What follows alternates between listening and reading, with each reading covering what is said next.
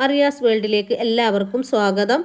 ഇന്ന് ഞാൻ വന്നിട്ടുള്ളത് കുബൂസിൻ്റെ റെസിപ്പി ആയിട്ടാണ്. നല്ല സോഫ്റ്റ് ആയിട്ടുള്ള എന്നാൽ നല്ല ടേസ്റ്റുള്ള കുബൂസ് വീട്ടിൽ എങ്ങനെ ഉണ്ടാക്കിയെടുക്കാം എന്നുള്ളതാണ് ഇന്നത്തെ വീഡിയോയിൽ കാണിക്കാനായിട്ട് പോണത്. ഇത് നമുക്ക് ഷവർമ ഉണ്ടാക്കാനായിട്ട് എടുക്കാം, ഫ്രൈഡ് ചിക്കൻ്റെ കൂടെ അല്ലെങ്കിൽ ബ്രോസ്റ്റിൻ്റെ കൂടെ ഒക്കെ കഴിക്കാനായിട്ട് പറ്റും. ഇനി ഒന്നുമില്ല, വെറും ഒരു കറി മാത്രമാണെങ്കിൽ പോലും ഇത് കഴിക്കാനായിട്ട് അടിപൊളിയാണ്, നല്ല ടേസ്റ്റാണ്.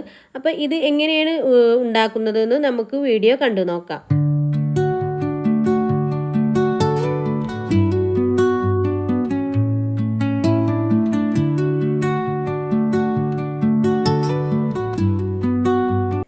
അപ്പോൾ അതിനായിട്ട് ഞാനിവിടെ ഒരു ബൗൾ എടുത്തിട്ടുണ്ട്. ഇനി അതിലേക്ക് ഒരു കപ്പ് പാല് ഇതാ ഒഴിച്ചെടുത്തിട്ടുണ്ട്. ഇളം ചൂടുള്ള പാലാണ് കേട്ടോ ഞാൻ എടുത്തിട്ടുള്ളത്. ഇനി അതിലേക്ക് ഒരു മുട്ട പൊട്ടിച്ചൊഴിച്ച് കൊടുക്കാം.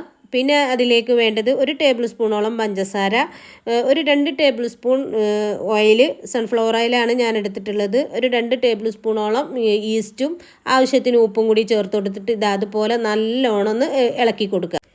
ഇനി ഇതൊരു 10 മിനിറ്റ് നമുക്കൊന്ന് അടച്ചു വെച്ചെടുക്കാം. അപ്പോൾ അതാ 10 മിനിറ്റ് കഴിഞ്ഞിട്ടുണ്ട്. ഇനി ഇതിലേക്ക് ഒരു 2 കപ്പ് മൈദ ചേർത്ത് കൊടുക്കാം. ഈ ഒരു കപ്പിന് 2 കപ്പ് മൈദ ഉണ്ടോ ഞാൻ എടുത്തിട്ടുള്ളത്. ഇനി ഇത് കൈ വെച്ചിട്ട് തന്നെ നല്ലോണം ഒന്ന് കുഴച്ചെടുക്കുക. ഇതിപ്പോൾ മൈദക്ക് പകരം നിങ്ങൾക്ക് ആട്ട എടുത്താലും മതി. നമുക്ക് ചില ആൾക്കാർക്ക് മൈദ ഇഷ്ടമുണ്ടാവില്ല, അപ്പോൾ അതിന് പകരം ആട്ട എടുത്താലും മതി. പിന്നെ കുബൂസ് ഉണ്ടാക്കുമ്പോൾ പ്രത്യേകമായിട്ട് നമ്മൾ നോക്കേണ്ടത് അതിൻ്റെ അളവ് കറക്റ്റ് ആയിരിക്കണം. പിന്നെ മാവ് നല്ലോണം കുഴക്കണം, എന്നാലേ നമ്മൾ ഉദ്ദേശിച്ച പോലെ മാവ് പൊങ്ങി വരുള്ളൂ. അപ്പോൾ ഇതാ കുബൂസിൻ്റെ മാവ് ഇവിടെ റെഡി ആയിട്ടുണ്ട്. ഇനി ഇത് നമുക്കൊരു 2-3 മണിക്കൂർ ഒന്ന് റെസ്റ്റ് ചെയ്യാൻ വെക്കാം. അപ്പോഴേക്കും ഇത് നല്ലോണം പൊങ്ങി വരും. അപ്പോൾ ഇതാ 2 മണിക്കൂർ കഴിഞ്ഞിട്ടുണ്ട്. നമുക്കിതൊന്ന് തുറന്ന് നോക്കാം. കണ്ടില്ലേ, അടിപൊളിയായിട്ട് പൊങ്ങി വന്നിട്ടുണ്ട്. ചിലരൊക്കെ എന്നോട് പറയാറുണ്ട് കേട്ടോ, ഇത് എന്ത് ചെയ്താലും ഇങ്ങനെ പൊങ്ങി കിട്ടുന്നില്ല എന്നുള്ളത്. നിങ്ങൾ ഈസ്റ്റ് എടുക്കുമ്പോൾ ഫ്രഷ് ആയിട്ടുള്ള ഈസ്റ്റ് എടുക്കാൻ ശ്രദ്ധിക്കുക. അതേപോലെ തന്നെ പാലായാലും വെള്ളമായാലും ഇളം ചൂടുള്ളത് എടുക്കാനായിട്ട് നോക്കുക.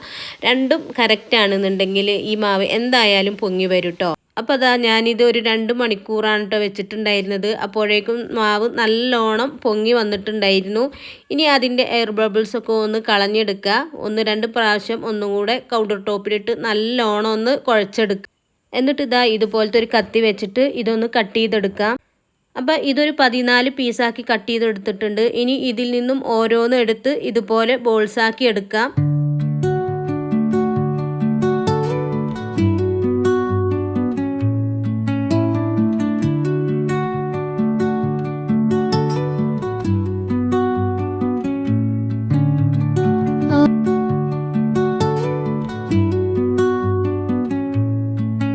അപ്പോൾ അതാ മുഴുവനായിട്ടും ഇതുപോലെ ബോൾസാക്കി എടുത്തിട്ടുണ്ട്.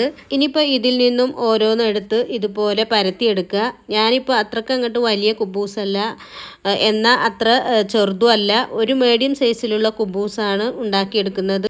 ഇനിയിപ്പോൾ മീഡിയം ഫ്ലെയിമിൽ വെച്ച് തന്നെ ഇതൊന്ന് ചുട്ടെടുക്കുക. ഒരു വശത്ത് ബബിൾസ് വരുന്ന സമയത്ത് തിരിച്ചിടുക.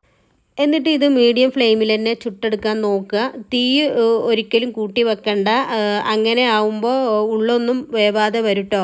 ഇതുപോലെ ബോൾ പോലെ പൊങ്ങി വരും.